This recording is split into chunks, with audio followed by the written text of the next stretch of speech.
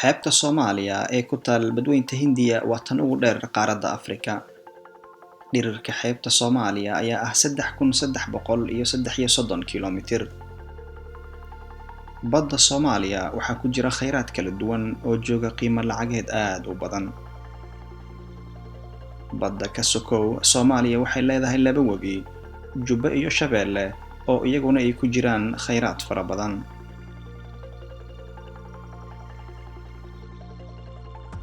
Inkasta oo ay badda Soomaaliya kheyraadkaasi oo dhani ka buuxaan, haddana dadka Soomaaliyeed ayaa ah kuwa ka gaajaysan haddii ay ahaan lahayd xagga manaafacaadka cuntada iyo xagga dhaqaalaha labadaba. Kalluumaysatada Soomaaliyeed ayaa sanadkiiba ka soo saara badaha Soomaaliya kalluun qiyaastii gaaraya 30,000 oo tan. Kalluunkaas ayaa lacag ahaan wuxuu u dhigmaa ku dhowaad 36 milyan oo dollarka Mareykanka ah. Laakiin waa lacag aad u yar marka loo barbar dhigo kheyraadka tirada badan ee dhex eegaaga badaha Soomaaliya.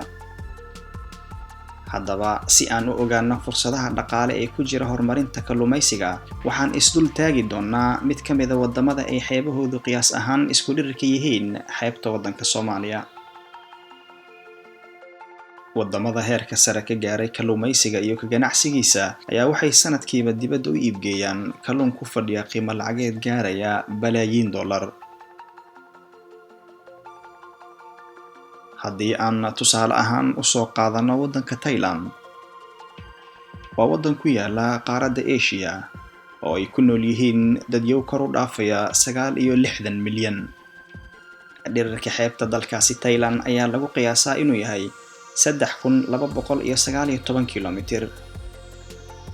Warbixin ku saabsan kalluumaysiga dalkaasi oo ay soo saartay ururka Hay'adda Cuntada iyo Beeraha ee Qaramada Midoobay ee markii la soo gaabiyo loo yaqaan FAO ayaa waxaa lagu sheegay in dakhliga ka soo galay dhoofinta kalluunka iyo kheyraadka badda sanadkiiba uu gaarayo 6 bilyan oo dollarka Mareykanka ah.